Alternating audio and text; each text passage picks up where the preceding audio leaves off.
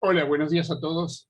Es un honor para la Universidad de Palermo recibir a Diego Scheinman eh, en este ciclo de entrevistas para los estudiantes de periodismo. Les doy la bienvenida a todos los estudiantes y a los invitados. Y le doy la gran bienvenida a Diego, que ha tenido la amabilidad esta mañana de estar con nosotros para charlar. Hola, Diego. Pablo, querido, un ¿Cómo te honor va? la invitación y bueno, buen día para todos los que están ahí. Realmente grato para mí estar con ustedes hoy. Buenísimo, Diego. Muy gracias por aceptar la invitación. Voy a contarles, les voy a refrescar que Diego conduce solo una vuelta más por TN, es periodista y psicólogo, es el periodista y psicólogo de la Argentina prácticamente. Estudió psicología en la UBA, periodismo estudió en TEA y se inició como guionista de humor en el programa El Show de la Noticia de Roberto Pettinato. Después trabajó en Duro de Domar y escribís en La Nación desde el año 2008. Desde 2008 escribió en La Nación. Su primera columna fue Terapia, arriba también se sufre, así se llamaba la columna. Después vinieron Realismo Trágico, muy buen nombre, Diego, y Políticos al Diván. Creo que tu columna más famosa, me parece, ¿no? Políticos al Diván. Y entre 2016 y 2019 condujo, casi diría inventó, en La Nación el programa Terapia de Noticias, y después se produjo el pase del año, el pase de la década, te llevó TN. TN vio tu talento, tu singularidad, y te sacó de La Nación Más, que te perdió, y te fuiste a TN. Empezaste en TN con mucho éxito, con solo una vuelta más, y este año te llevaron a 2 horas, te duplicaron el tiempo de diario de solo una vuelta más, lo cual es claramente una señal de que el programa anda bárbaro. ¿Es así? Por supuesto, anda. Gracias, Pablo, por el recorrido. Bueno, siempre cuando te dicen un elogio, como uno se pone medio, no sabe qué responder.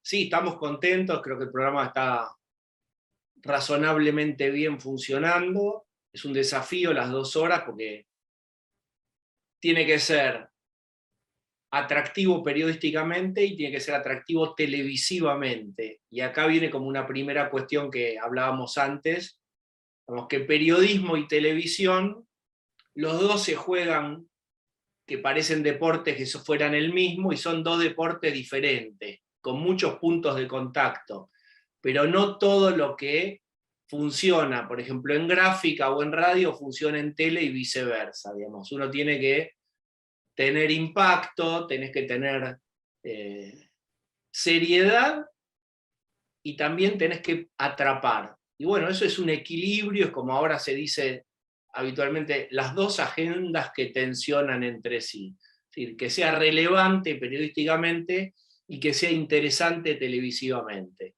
Bueno, es un desafío, ahí vamos. Bueno, ahora enseguida, en un ratito volvemos a la televisión. Vamos a arrancar con vos primero.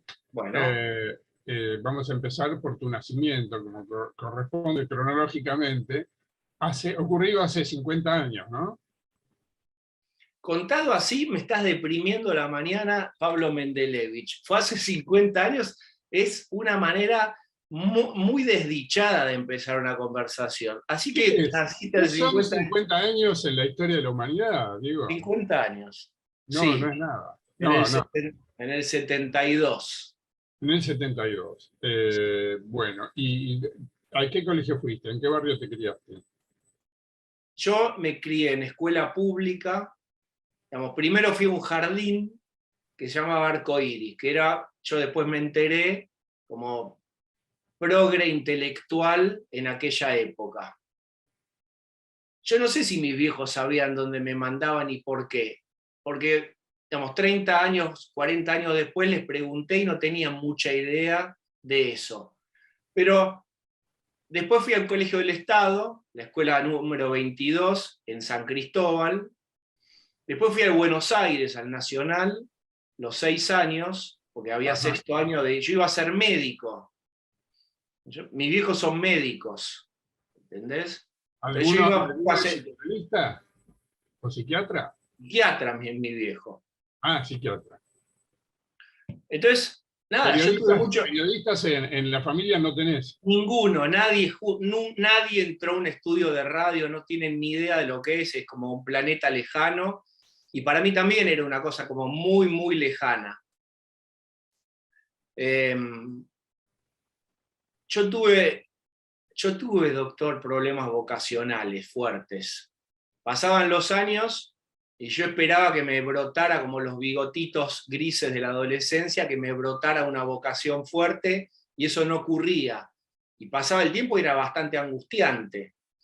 Bueno, en esa época, miren ustedes, había talleres del Hospital Borda de orientación vocacional.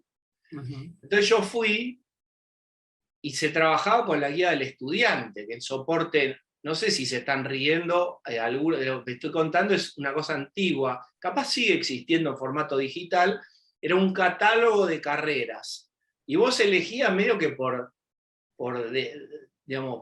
descarte. Entonces la psicóloga ibas pasando y entonces hacías 10 carreras y te iba mostrando. Y a ver si ahí había un punto de contacto con vos o te pasaba algo. Me acuerdo estar en esos consultorios del Borda, que digamos, es una experiencia incluso sensorial, ir al edificio del Borda, allá en Constitución. Bueno, de repente llegamos a la carrera de psicología, que yo no lo tenía, digamos, yo obviamente no quería repetir la historia familiar, y el desafío era ver si más allá del mandato interno de no repetir el mandato familiar, había algo que me vinculara ahí. Y lo que pasó fue en realidad medio inverso, ella, la terapeuta, me planteó, me mostró la carrera, y yo no pude terminar de descartarla. Es decir, me gustó más de lo que hubiera estado dispuesto a aceptar en ese momento. Yo no quería que me gustara mucho, porque quería hacer mi pequeña revolución. Bueno, no pude. Me gustó, me anoté. Pero al mismo tiempo me anoté por absoluta casualidad en periodismo. Digamos, es linda la dimensión del azar, a veces, del azar que te cambia la vida. Un día voy a llevar un auto a arreglar, que usaba yo en ese momento, un auto familiar, lo llevo a Warnes, te lo cuento breve. Sí. Dejo el auto y tengo que volver en colectivo, y voy cruzando la cancha de Atlanta, y me encuentro un pibe que yo conocí hace muchos años. ¿Qué es de tu vida? No, yo estudio periodismo en TEA. ¿Qué es eso? ¿Qué es periodismo? Me cuenta un poco. ¿Y dónde es eso? Imagínate, no había celular, no había nada, ¿no? Un mundo de antes, digamos. ¿Dónde queda? Lavalle y Junín. Me fui a anotar, y como quien va al cineclub, o que va a un curso de pesca, o de cualquier otra cosa irrelevante, con mera curiosidad fui. Y me gustó. Acababas de salir del Nacional de Buenos Aires. No, yo había salido para hacer medicina. Yo había hecho 6º año, que incluía el ingreso a la universidad. Yo iba a hacer genética. Yo quería ser médico, en realidad me gustaba genetista. Hoy me parece que hubiera sido otra persona esa que quería hacer eso, pero en ese momento yo tenía la convicción, me iba bien en el colegio, estaba todo dado para abordar medicina. Algo pasó en el medio y no ocurrió. Bueno, fui por azar a hacer periodismo y me gustó. ¿Y qué me gustó?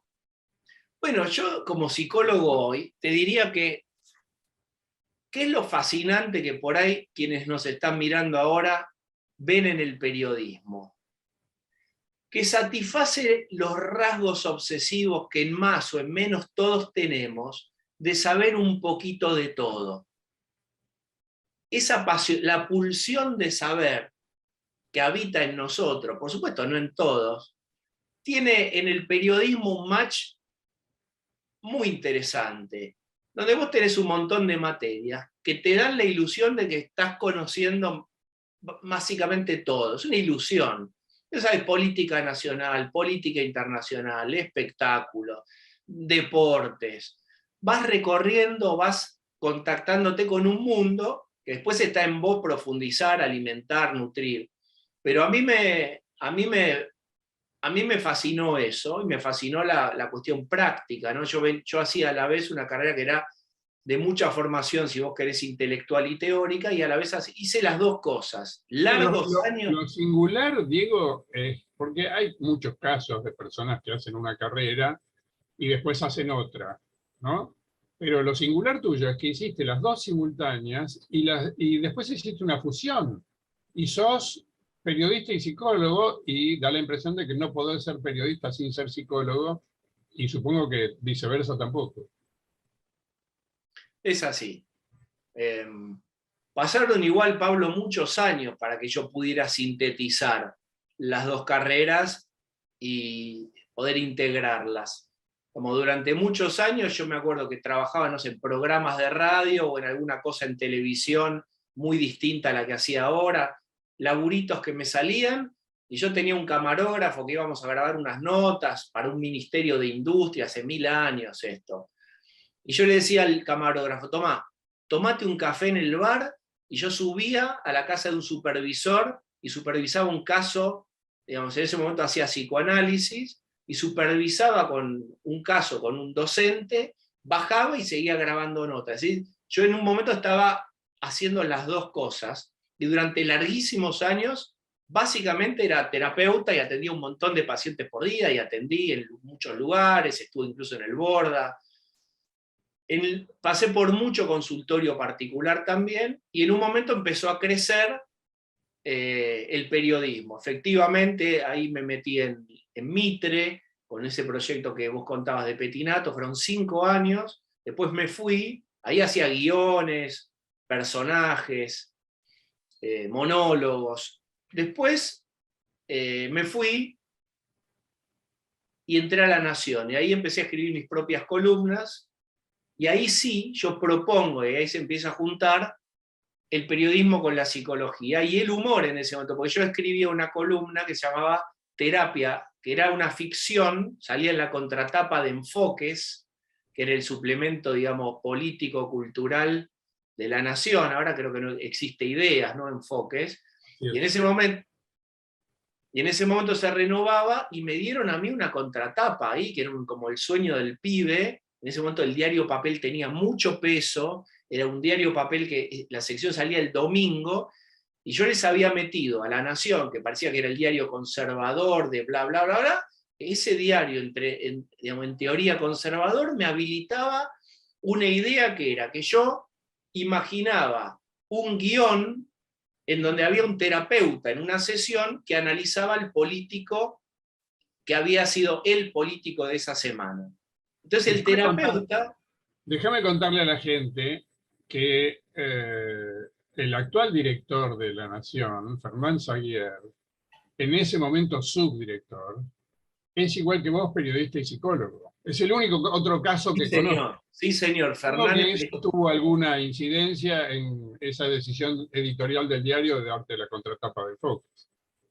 Ese fue Claudio Jacqueline, que fue mi hado madrino. En ese momento tiene que aparecer alguien en tu carrera alguna vez, digamos, uno tiene que empujar muchas puertas todo el tiempo, que esto también hay que decir, no hay que ceder, no hay que desalentarse. Y en un momento se abrió una puerta, y fue él el que me dejó pasar. Y bueno, esto era un guión de humor, en donde había un personaje que contaba su conflicto real en clave humorística. Y bueno, y funcionó 4 años.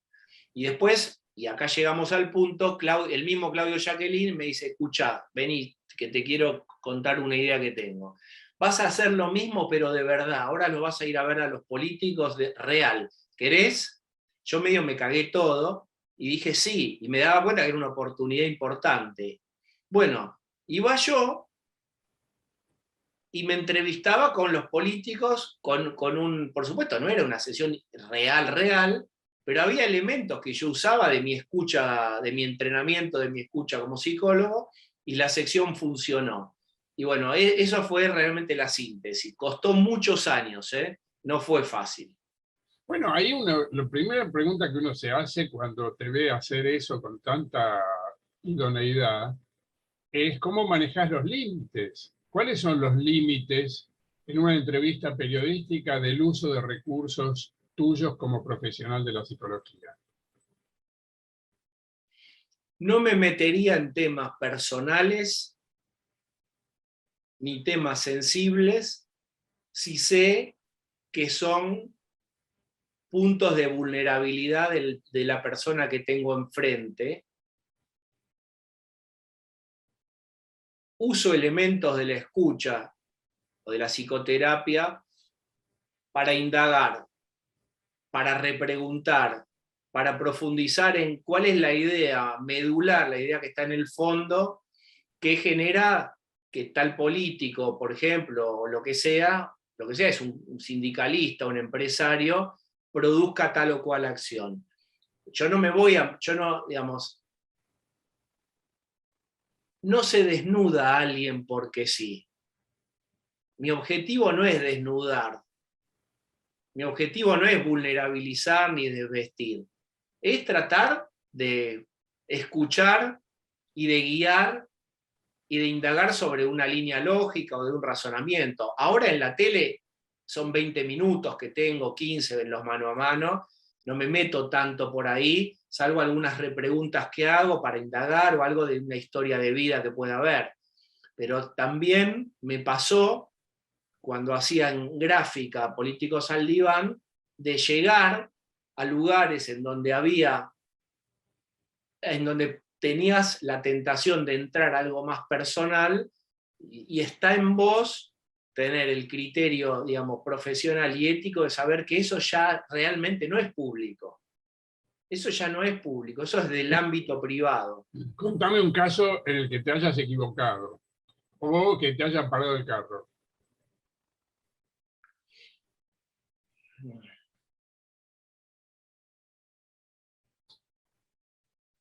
Mira, tuve un par de veces de casos en donde en la conversación y en las repreguntas el entrevistado quedaba demasiado expuesto, y así como alguien en terapia se escucha a sí mismo decir cosas y tal vez se enoja, pero como no se puede enojar con él mismo, se enoja con el terapeuta y le dice: usted me hace decir, o vos me estás diciendo, o me estás manipulando para que yo diga. No, yo estoy manipulando, esto lo dijiste vos, lo trajiste vos, salió de tu boca. Lo que me pasó algunas veces es de enojos proyectivos hacia mí. Proyectivo es porque me pone en mí algo que dijo el otro, lo externaliza el enojo, y entonces se saca de encima el problema que se generó cuando él mismo avanzó más de lo que, digamos, cuando dijo más de lo que le hubiera gustado decir.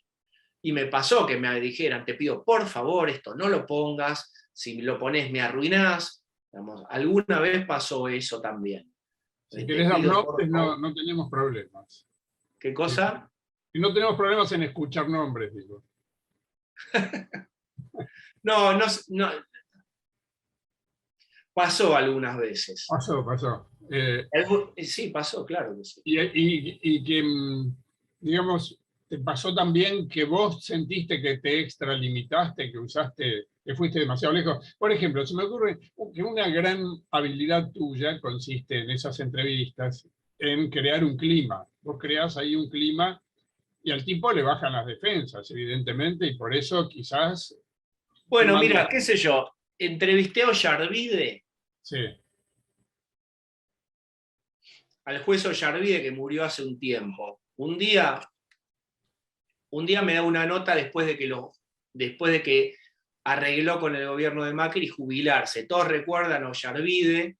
Ollarvide en 2011, en 2001 es salvado por el Senado peronista. Él venía de un escándalo de llama Espartaco, que era un prostíbulo masculino, arreglado con la policía, un desastre. el día que se caen las Torres Gemelas. El día que se caen las torres, Pablo, que tiene una memoria, es el tipo más memorioso del periodismo, Pablo Mendelevich, en ese momento lo salva. Y es el juez emblemático que fue salvado por la política para después salvar a la política, ese Senado peronista, y hay todo un recorrido donde él se termina transformando como en el villano perfecto, porque es el juez ostentoso, esto, lo otro, aunque él dice después cosas que son reales. Es Hay jueces que hicieron mucha más guita que yo, a mí me persiguen por un anillo. Si comparan mi patrimonio con otros patrimonios, ¿por qué soy yo el chivo expiatorio? Bueno, un día me acepta una nota para gráfica y me invita a almorzar ahí a estilo campo en Puerto Madero. Entonces yo llego y el tipo tenía un libro al lado, un libro antiguo que yo no sabía lo que era, y champán. Entonces iba tomando champán ya desde las 11 de la mañana. El tipo estaba tomando, me sirve champán y me presiona para que yo tome también. Y bueno, vamos charlando. Y el tipo me empieza a hablar del alcoholismo del padre. Mm. En realidad hace un recorrido en plan de victimización, apelando a una historia infantil compleja en donde él debió cubrir al padre, que era un transgresor, un infiel con la madre. Me habla de una pedagogía, en un momento me muestra, yo digo, viste, hay un libro que vos decís, hay un elemento narrativo que en algún momento tiene que aparecer en la obra. Entonces yo veía un libro y no entendía en la escena de Ollarvide, el champán y el libro, qué función cumplía el libro. Y en un momento, como si fuera un cuento, el libro cobra vida. Y él agarra el libro y se pone los anteojos y me muestra una página que él tiene señalada en donde me habla de la pedagogía, me cita un autor, un pedagogo que habla de una pedagogía tortuosa y me muestra me muestra la descripción que hace este autor sobre cómo sufren consecuencias los niños que son sometidos a padres muy severos y muy autoritarios.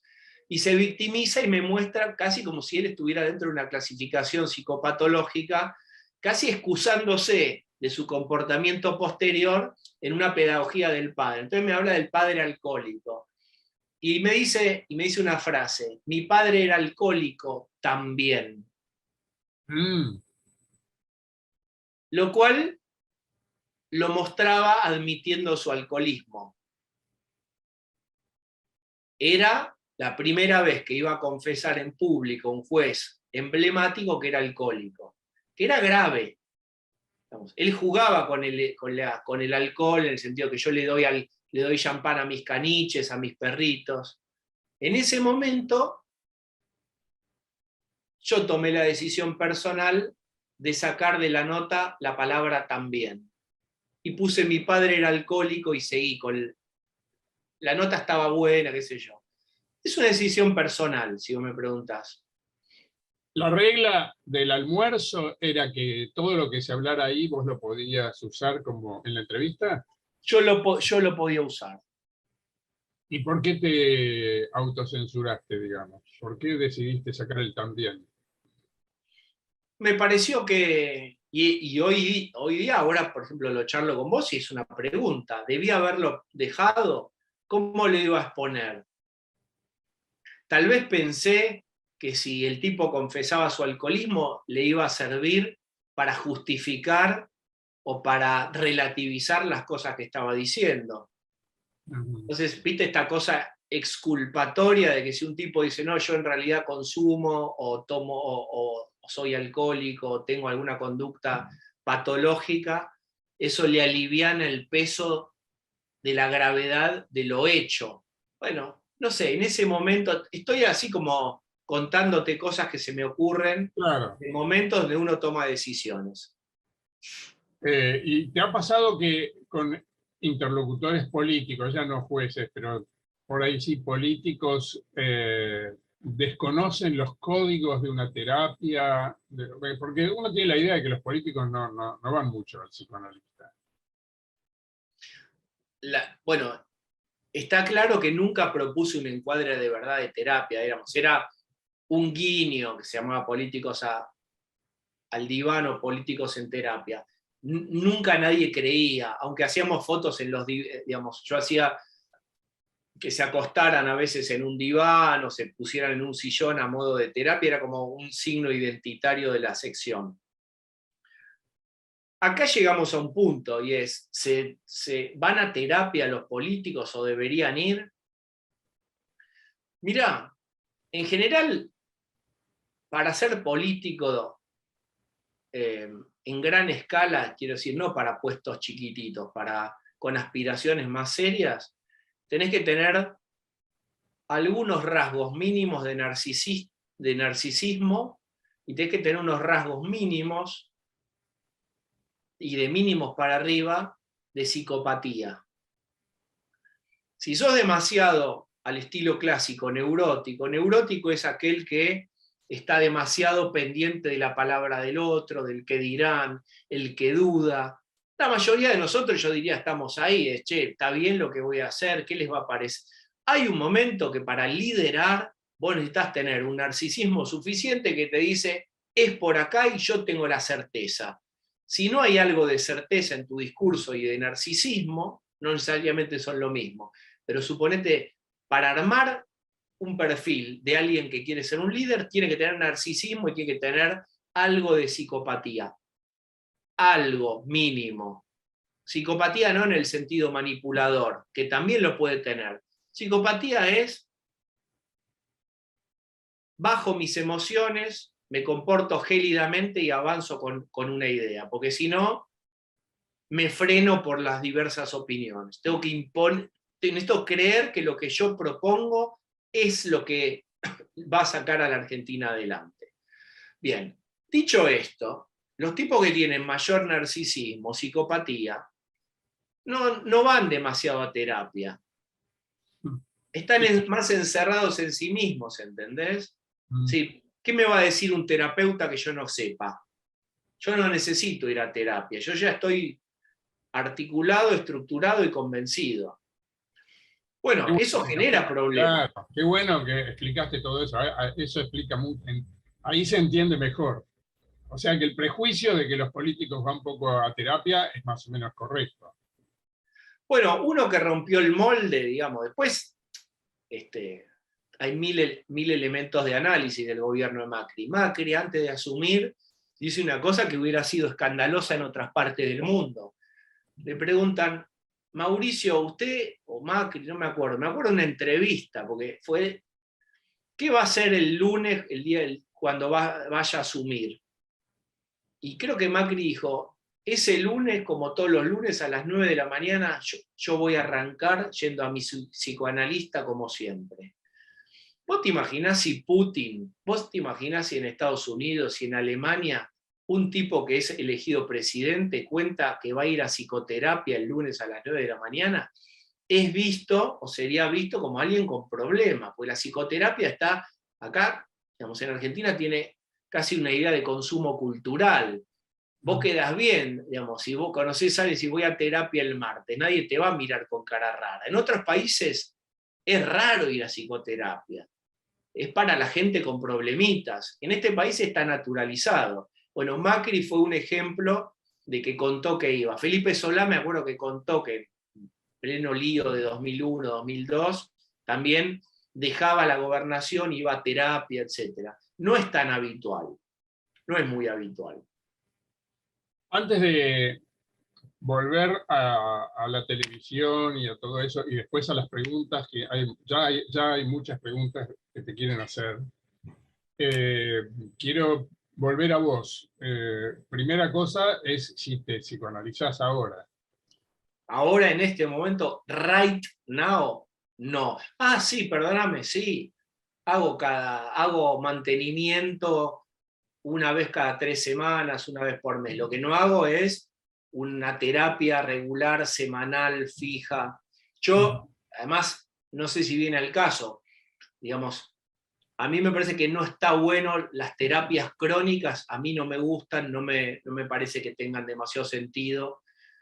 Las terapias de 5, 7, 10 años, la gente que va 15 años a terapia, a mí me parece, pero esto es personal y me va a ganar alguna enemistad, que hay un momento en donde el paciente ya no sorprende al terapeuta con lo que le va a contar y el terapeuta no sorprende al paciente con las reflexiones a las que lo va a invitar.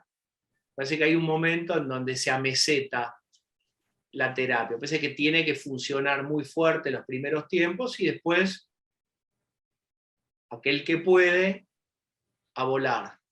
Y eventualmente consultás a otro que te mire, que te supervise con otra cabeza, con otro criterio de mirada.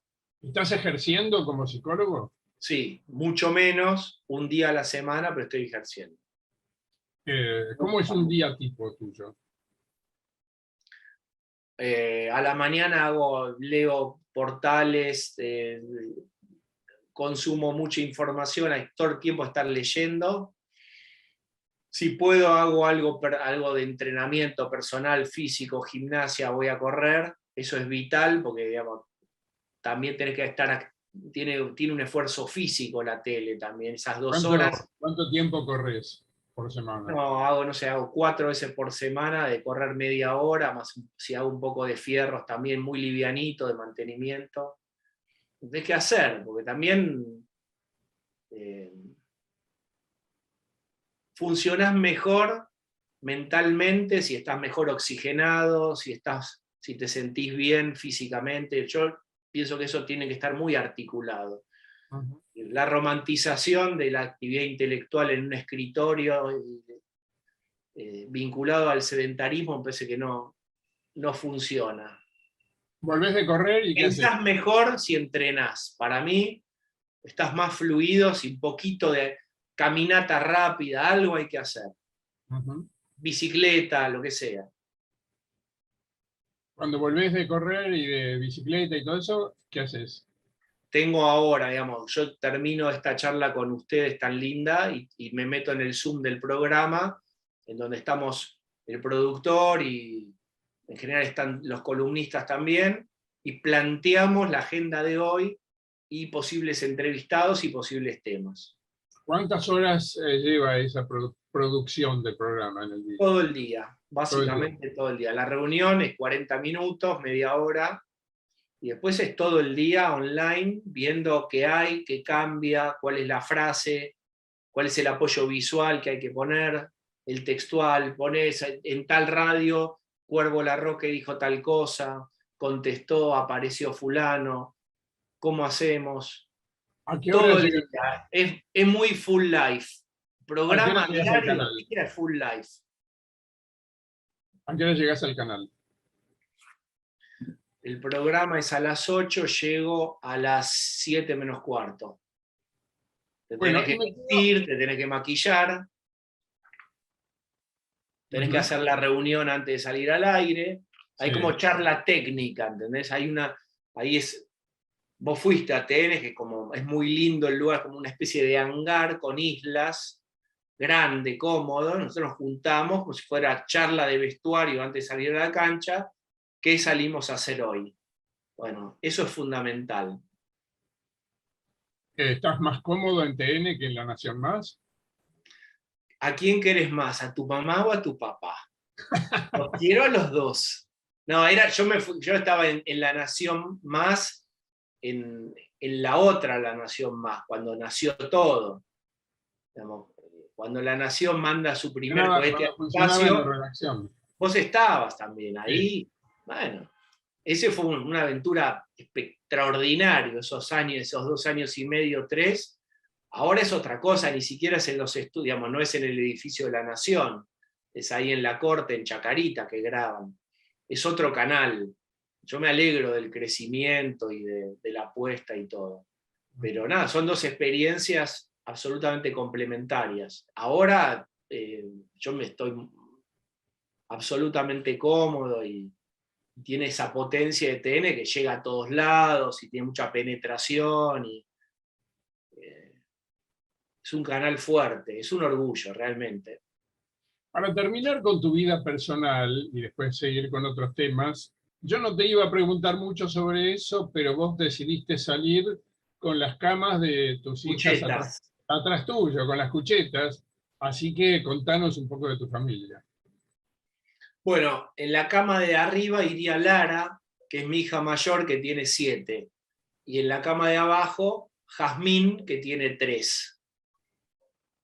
Ellas son mis hijas, yo soy, digamos, separado, ahora estoy en pareja, separado hace, no sé, 2 años, y estoy en pareja ahora. Eh, y bueno, contento, eh, ¿Qué y tan más dedicado, nada qué del tan de dedicado Levich. a tus hijas sos? ¿Cuánto en tiempo, digamos? Full los fines de semana, digamos, desde el viernes a la mañana, digamos, las paso a buscar al colegio y ya estoy con ellas todo el fin de semana, y en la semana lo que puedo, las llevo a algunas actividades, Ujú. menos de lo que quisiera. En este momento lloro, si querés te hago el momento de llorar. Me gustaría estar más ahí. Y entre los padres de tus hijas del colegio, me imagino que sos muy conocido. ¿Cómo tramitas tu fama? Yo no tengo, digamos, no tengo fama, tengo algún nivel de conocimiento. 2 horas todos los días en horario central en uno de los canales más vistos, y me decís que no te conocen. No, es conocido, lo que te quiero decir es, eh, nada, la exposición a mí me llegó de más grande, Pablo, ¿entendés? Vos pensás que para mí la tele tiene 4 años, 5 años, digamos, hay toda una vida ahí, digamos, desde el llano, en gráfica, haciendo otras cosas.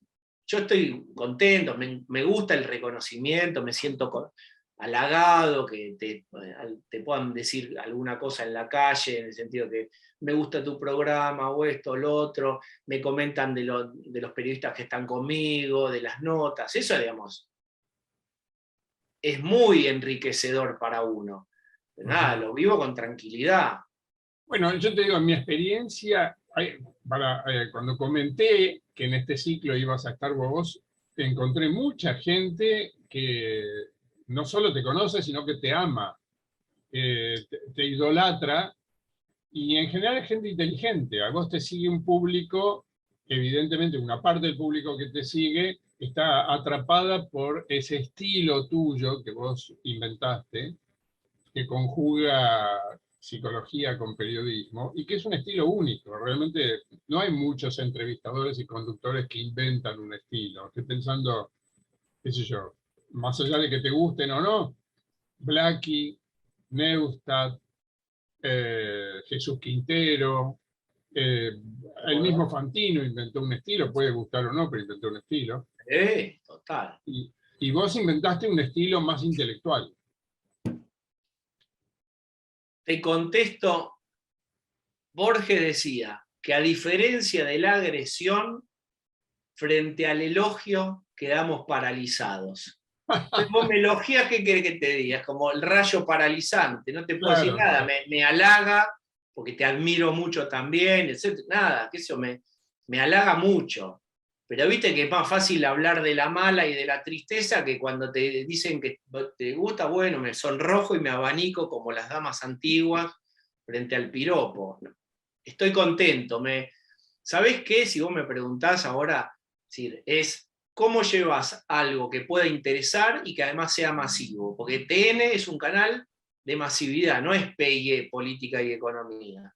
Tienes que generar algo que no pierda profundidad y que pueda atrapar. Bueno, yo estoy seguro que no lo logramos todo el tiempo, pero que si vos me decís, en la semana haya 3, 4 momentos más o menos lindos del programa, digamos, yo me siento muy honrado si eso pasa. Ahora sí, voy a pasar a las preguntas de todos. La última mía en esta etapa es la siguiente. Eh, se refiere a las categorías psicológicas en el debate público, ¿no? No sé si el odio es una categoría psicológica, no lo es, pero involucra comportamientos y no es un debate sobre política lo que hay en la Argentina, hay un debate sobre los comportamientos, ¿no? Porque, te lo digo porque hace 5 minutos Mansur, jefe de gabinete, acaba de decir: nosotros no odiamos a nadie. Esto es una respuesta del gobierno de Alberto Fernández al kirchnerismo y a las declaraciones de Cuervo Larroque de ayer contra el presidente. Entonces, parece que el debate político pasa por ahí, por odiar, por no odiar. Se suponía que la grieta era odio, y lo que está diciendo el jefe de gabinete es que los que odian, o a los que se está refiriendo, es a los kirchneristas, a sus socios. ¿Cómo ves esto con tus ojos lúcidos, con tu mirada lúcida? Hay una serie de opuestos complementarios que está ya medio gastado, porque que es ellos son el odio, nosotros somos el amor. Hubo un momento en donde durante mucho tiempo el truco funcionó. Vos lo sabés bien. Esto lo revitaliza el kirchnerismo de 2008, donde divide la escena como un partido de truco y la divide así con la viroma y dice NE, nosotros, ellos, el campo popular y el campo a secas. El campo popular, la Argentina real, el pueblo y los que no quieren al pueblo. En esa dicotomía después se fueron agregando elementos. Nosotros somos el amor, ellos son el odio. A mí me parece que esa descripción que tiene como objetivo invalidar o desarticular a un adversario político o a alguien de otro espacio, es un cuchillo que ya no corta, ya no interpela, digamos, si uso el verbo interpelar como le gusta al kirchnerismo, ya es un elemento que no interpela demasiado. Pero sí lo que estamos viendo es este tramo final de esta interna, ya es una interna explícita entre el kirchnerismo y Alberto Fernández, de un final completamente abierto, vergonzoso, en donde hay un operativo despegue explícito de parte del kirchnerismo, que pretende mostrar que no son parte de un gobierno en donde manejan, medido este dato que te voy a dar, más del 70% de los presupuestos y las cajas.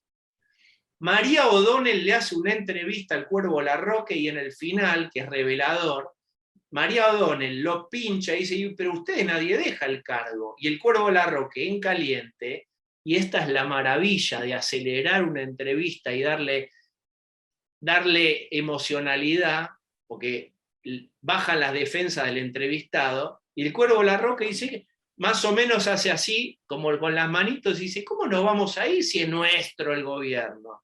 Eso es nuestro.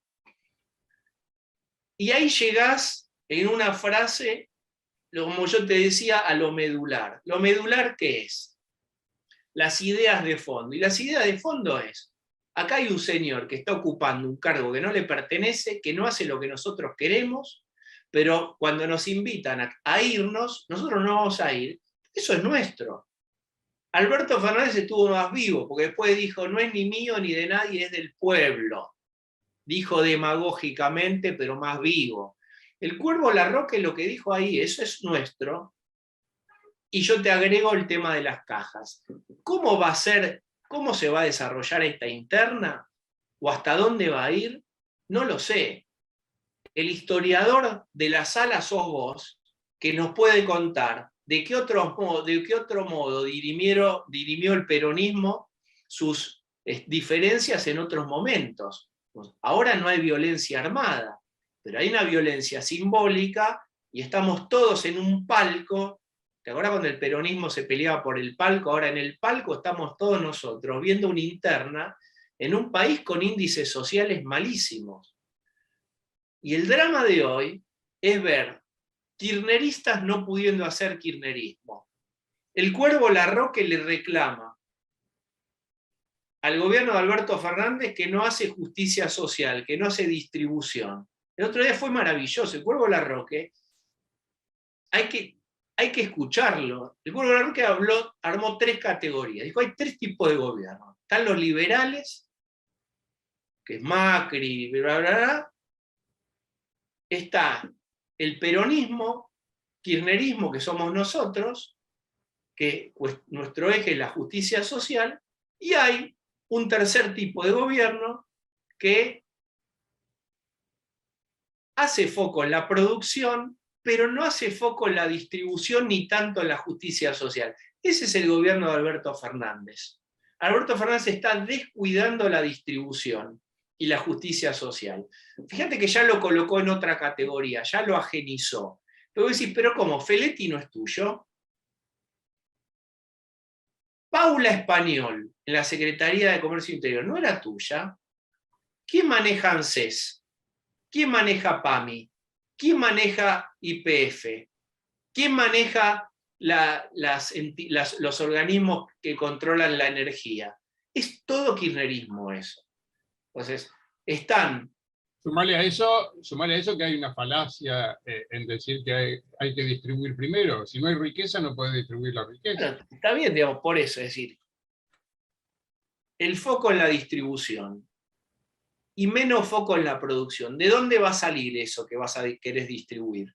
Más impuestos, tenés que pasar por el Congreso. Más retenciones, te amenazaron con un tractorazo, ya el campo no quiere ser el pato de la boda. La renta inesperada no va a salir en el Congreso. El otro día Guzmán quiso reiterar frente a los empresarios, nadie va a pagar la renta, tenés que sacarlo por el Congreso. A lo sumo podés pedir un aporte, un impuesto patriótico, un aporte patriótico. Sí te lo dan. Es decir, no hay más para ir a rascar. Tenés valores extraordinarios de la cosecha, de los commodities. No hay mucho más recursos ahora en Argentina. Se viene un momento inédito para el kirchnerismo, que es, los pibes se hacen de Milei, no se hacen kirchneristas. Ya no hay en el estante el nestornauta. En el estante del adolescente no está el nestornauta. Cambió de época la Argentina. Ayer escuchaba a Fornoni que decía, ¿qué siente un adolescente hoy cuando escucha que el escenario posible es Cristina versus Macri? Y que Chiche Duhalde sueña en volver a ser senadora. Dice, che, me están estafando, este es mi turno. No me vengan con lo de hace 20 años de Chiche Duhalde, o le de hace 5 años, 4 años, 10 años de Cristina. Hay un tiempo nuevo. Sí, hay toda una franja etaria. Pensá que la mitad de la Argentina tiene menos de 30 años. La mitad de la Argentina tiene menos de 30 años. Vos pensá en la composición del voto. ¿Le está hablando el kirchnerismo a esa franja? Entonces se encuentra con algo inédito, que es que ya los pibes no son kirchneristas. No hay para distribuir. Tampoco hay demasiadas banderas o activos simbólicos para esgrimir. Bueno, es un momento incómodo, es un momento de restricción y no de ampliación. Entonces, viste, es esto, anunciar los días de maternidad y paternidad, las licencias, ampliar licencias, ¿sí? No hay mucho más para estirar, para dar. Es un momento muy incómodo para Cristina Kirchner, en donde en realidad lo que incomoda es el contexto de su realidad. No es Alberto Fernández, es la imposibilidad del contexto. Te voy a empezar a leer, hay muchas preguntas, yo las leo y después vemos qué hacemos con cada una. Algunas son para contestar, otras no, algunas son solamente elogios a vos, en los cuales seguramente vas a enmudecer por lo que me contaste. Loli dice, Diego, me gusta mucho tu programa, me pareces un excelente periodista. Como psicólogo, ¿cómo observás las conductas del presidente de la Nación y de la vicepresidenta? ¿Crees que el gobierno está fragmentado? Porque, bueno, es un poco lo que acabas de decir, ¿no? Alan Kaplan dice, tenés un gran recorrido como periodista, felicitaciones. Aquí hay alguien que se identifica como iPhone, dice, complejo tema la vocación, tu opinión sobre cómo se trata hoy, ¿merece algún comentario? Sí, breve. Hay que laburar un montón ahí. Si hay un momento asimétrico en la vida, es ese momento de salida del colegio secundario, donde vos tenés 17 años, tenés toda la inexperiencia, no tenés elementos para tomar decisiones y tenés que embarcarte en un viaje que a lo mejor dura 3, 4, 5, 6 años sin tener demasiados elementos de análisis. Para mí, el último año debería tener o robustecer el contacto de los pibes, me pasó a mí, con las actividades posibles reales. Y también contra las posibilidades laborales salariales. Si no, vivimos en una cosa romántica, digamos, en mi época era comunicación, era psicología, después empezaron, ¿no?, de computación, mirá la palabra que estoy usando, pero se usa computación. Bueno, modas. pero no estaban acompañados de elementos reales. Para mí hay que fortalecer eso. Fabiana dice, Diego, te admiro mucho, sos único. Comparto esa opinión. Vero dice, el arte de saber preguntar. Loli dice, me encanta el humor de Tarico, me río mucho. Amé tu entrevista a Nelson Castro. ¿Qué sentiste al entrevistarlo y verlo después de la guerra? Bueno, yo me acuerdo que le pregunté a Nelson, pero no le pregunté al aire. Le pregunté, como yo tengo hijas chicas y qué sé yo, digamos, porque uno todo el tiempo dice, ¿y qué, si me mandan a mí o si yo tengo que ir? Voy, y yo iría, pero también pienso en mis hijas, viste, en esta ecuación de papá, pará, digamos, ya estás en la profesión, sé generoso con tus hijas, digamos, cuidalas a ellas. Entonces me identifiqué y le pregunté, che, Nelson, esto se lo pregunté bajando escaleras del canal, no al aire. ¿Tenés miedo de ir? Y me miró como diciendo, ¿what? Nada, me dijo, no, para nada, querido, para nada. No. Me parece admirable el coraje de Nelson, porque decís, anda a Chernobyl, voy. Anda a la guerra de Ucrania, voy. Más, no sabe, ahora quizás vuelve a Ucrania, Nelson. Bueno, hay que ir, digamos, tiene una cosa física de estar sin dormir, comer a lo mejor mal, digamos, las condiciones de vida no son buenas. Bueno, Nelson no tiene 20 años. Bueno, iba a ir. Ya fue y quizás vuelva. Aprovecho el pie que me das, Diego, para contarles a todos que la próxima entrevista de este ciclo va a ser a Carolina Amoroso, a propósito de Genial. usted. Quería decirles que iPhone es María José Ferreira. Saludos, María José. Después acá dice Alan, dice, ¿cómo fue tu experiencia de escribir en columnas para diarios? ¿En columnas para diarios? Sí. Una maravilla, no, pará. Escribir notas de opinión es lo más estresante que vas a tener en tu vida. Pero lo fundamental.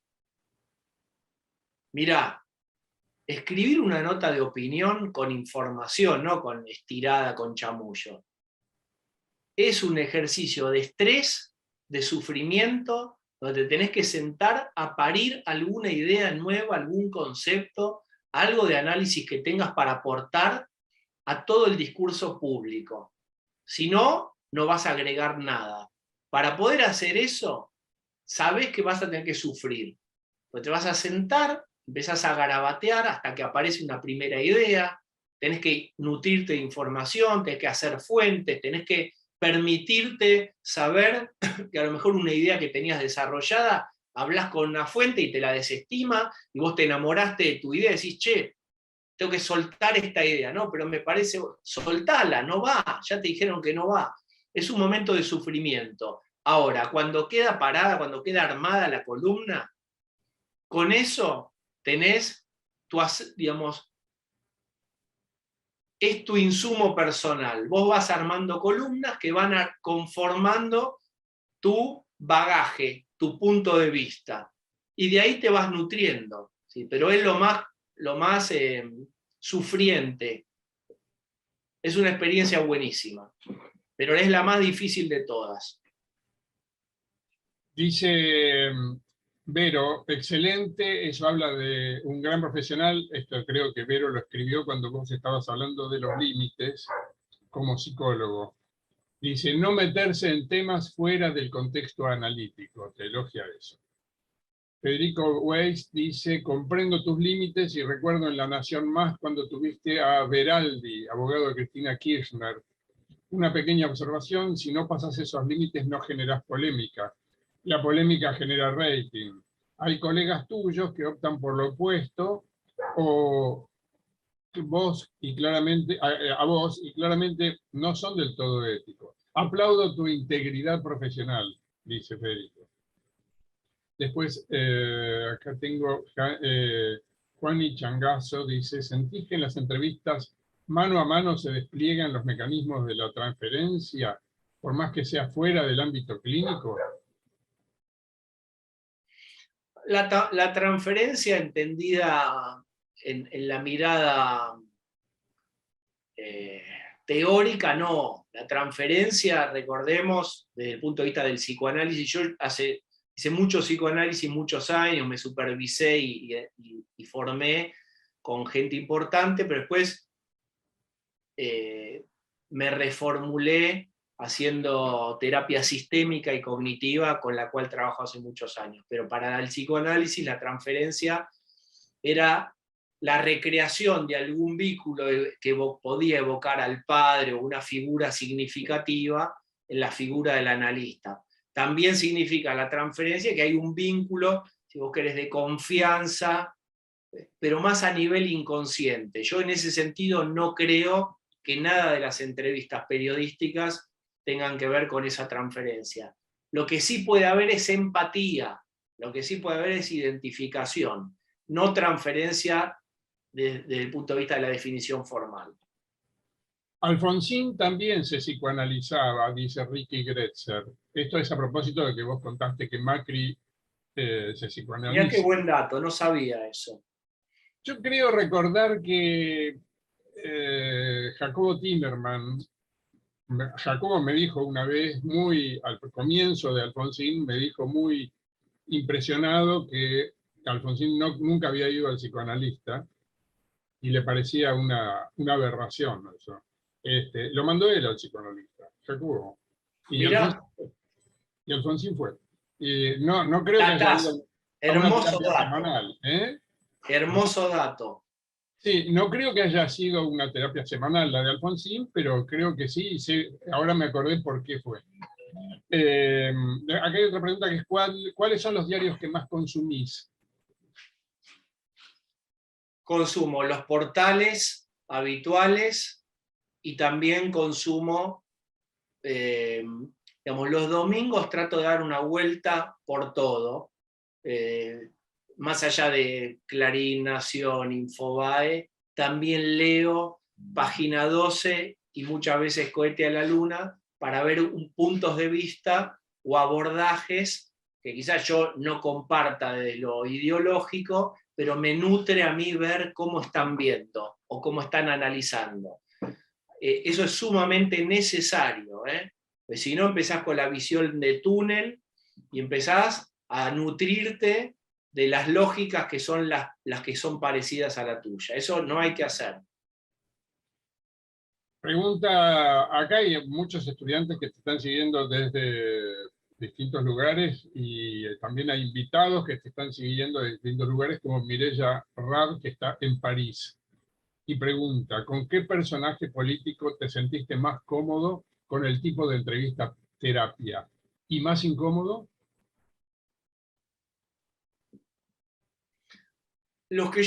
Las que yo más disfrutaba por el desparpajo, etcétera, era con grandes sindicalistas. Ahí me encantaba hacerlas. Esas las hacía para gráfica, para Políticos al Diván. Luis Barrio Nuevo, recuerdo una entrevista, saben, el secretario general de Gastronómicos Histórico, recuerdo una entrevista con Barrio Nuevo en la oficina del gremio gastronómico que da a Avenida de Mayo. Y él tiene un despacho grande, muy noventoso, que también es un signo de época, yo no sé ahora, pero hace un par de años. Y entonces se iba poniendo hablador Alfonsín. Y termina, Alfonsín, mirá, Barrio Nuevo, y termina diciendo, no, yo soy mucho más importante. ¿Sabes qué? Dice, yo me paro en este balcón y a los presidentes los veo ir de la Casa de Gobierno al Congreso a asumir, y después, ¿sabes qué? Los veo irse, o tal vez irse en helicóptero. Y ellos pasan y se van, y yo sigo acá. Y empezó a contar que el pacto de Olivos había sido de él y de Nosigli, es decir, esos tipos que se empiezan a ir de boca son los más interesantes. Hubo es el autor de la frase, hay que dejar de robar por 2 años. Exactamente. Hubo una que a mí me gusta mucho, que es a Oscar Lescano, que murió hace unos años, que fue uno de los gordos. Era el secretario general de Luz y Fuerza, y muy cuestionado por las privatizaciones de Menem. Bueno, digamos, si yo tuviera que recomendar algo mío, cosa que es muy antipático de hacer, esa entrevista me gusta mucho. Esas son las con las cuales yo me sentía muy cómodo. Y después había otras que eran más incómodas, que era a la gente, no sé. Una vez fui a hacer a Aníbal Fernández cuando era jefe de gabinete de Cristina a la Casa Rosada. Y atrás de Aníbal había una puerta y estaba Cristina, como estaba el despacho presidencial. Entonces yo le digo, en un momento le digo, Aníbal, yo voy a hacerte algunas preguntas y siempre hago el mismo chiste, Pau, le digo, bueno, ahora el vuelo va a tener turbulencias, atarse los cinturones, te voy a preguntar por corrupción. Bueno, pero fue un momento tenso. Además Aníbal te retruca y te dice, bueno, dale, dale, pibe, preguntá, dale, dale, no tengas miedo, preguntá. Y bueno, estás jugando de visitante en un lugar, si vos querés, entre comillas, hostil, y vas a ir a meter el dedo ahí con más o menos suerte, porque tampoco es que vos tirás y pescás. Pero ese fue un momento incómodo. Con Sergio Massa, en algún momento también fue muy incómodo, yo lo sentía hasta físicamente incómodo, ¿viste? Cuando estás entrevistando y vos te das cuenta que hay algo en el aire, que sentís que los colaboradores de él, yo sentía que estaban a mis espaldas, ¿viste? Cuando están,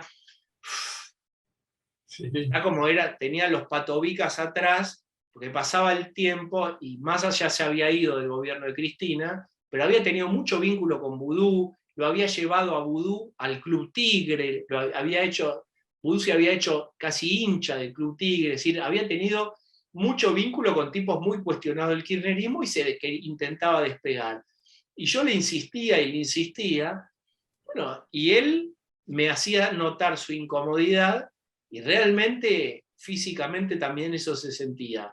Bueno, y me acuerdo de haberme ido de ahí con algunos comentarios más inquisitorios, y me acuerdo porque me volví en un remis, que ahí yo iba para La Nación, te volvés, viste, como con una sensación fuerte en el cuerpo ahí metiste un poco la daga y no sabés qué va a pasar, si van a llamar al diario. Eso era más incómodo, pero es necesario igual. Acá voy a las últimas preguntas, Diego. Acá Juan Manuel, hay varios psicólogos también en el público, y supongo que Juan Manuel es uno de ellos, porque dice que sí es una categoría psicológica. Creo que se refiere a mi pregunta sobre el odio. Dice, según Lacan, la canallada. Bueno, según Lacan.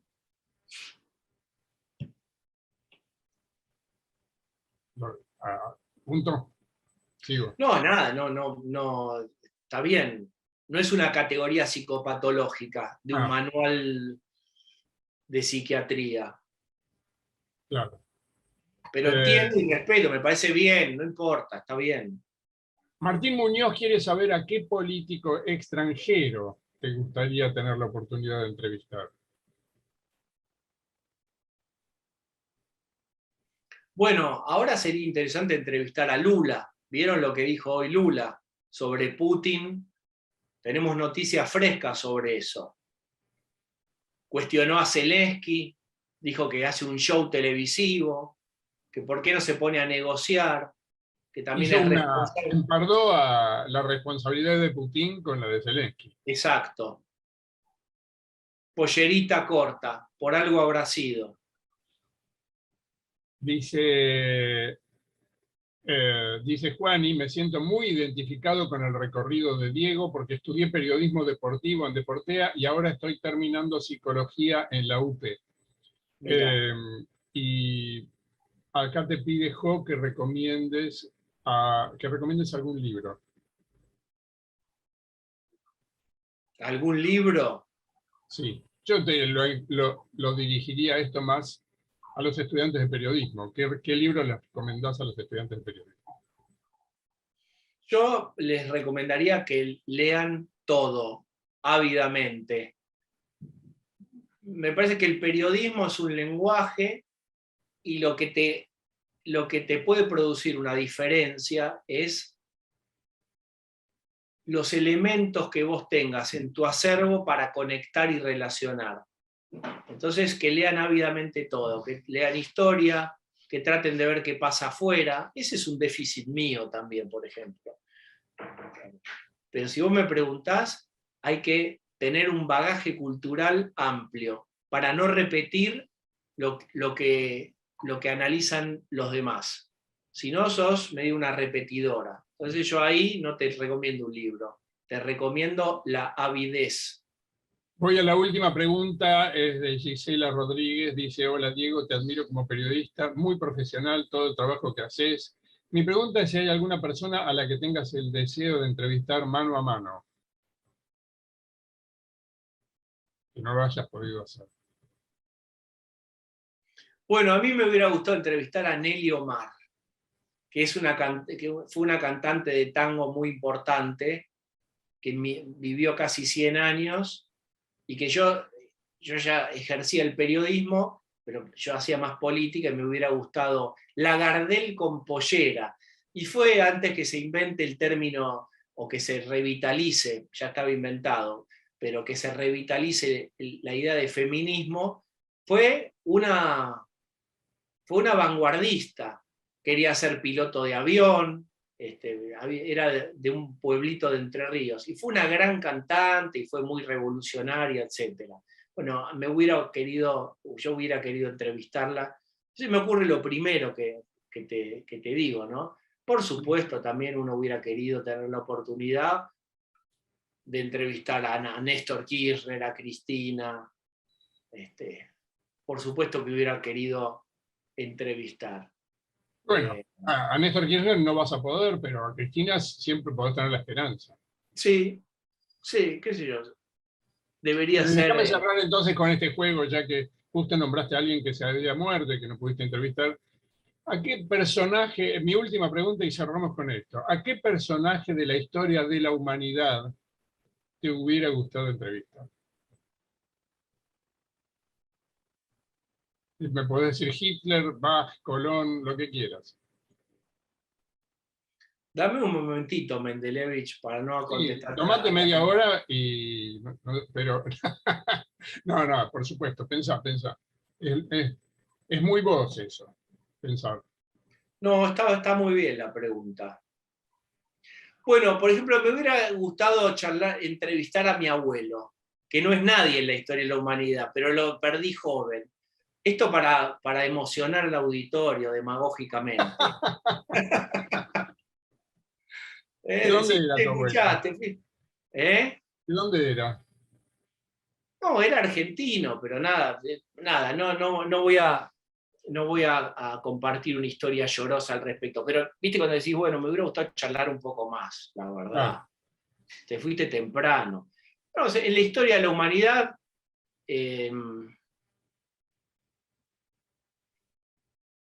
no sé, siempre es interesante pensar en aquellas personas que generaron cosas que no sabían lo que estaban generando, ¿no?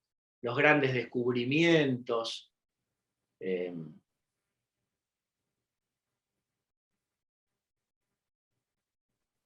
Está cayendo el rating, en este momento veo el minuto a minuto, porque no se me ocurre porque el la nombre. gente valora que estés pensando. Esto en televisión no lo puedes hacer, nadie, No no te lo dan puedo permiso hacer. para pensar así. No lo puedo hacer. No lo puedo hacer. No sé, debería pensarlo mejor y para el año que viene, cuando me vuelvan a invitar, te contesto. Pero cualquiera Bueno, de... te doy yo una sugerencia, a A ver ver, si orientame vocacionalmente. Hitler o Colón.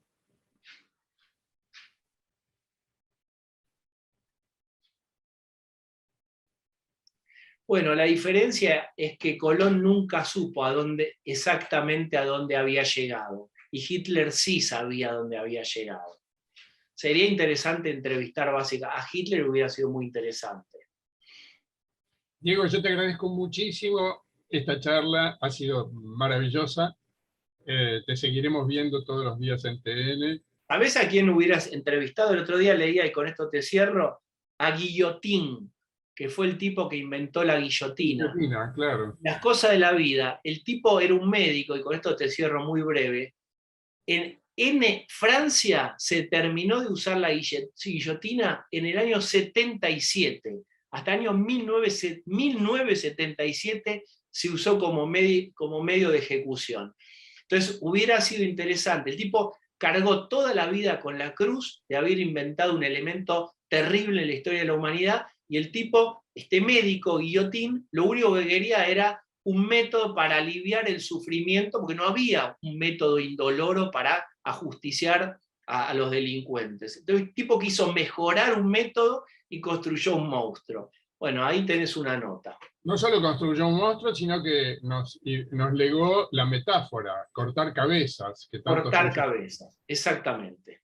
Bueno, Diego, muchísimas gracias, realmente maravilloso. Les quiero decir a todos que no tengo la fecha todavía, la estamos negociando con Carolina Moroso y con Sánchez Mariño, que fue el enviado de Infobae a Ucrania, pero vamos a estar con los dos en los próximos días. Yo ya se los voy ya la Universidad de Palermo lo va a comunicar. Gracias a todos por haber participado. Muchísimas gracias, Diego. Un fuerte abrazo. Gracias a todos los que tuvieron la delicadeza de escuchar y seguir esta charla. Gracias, Pablo, y a la Universidad de Palermo.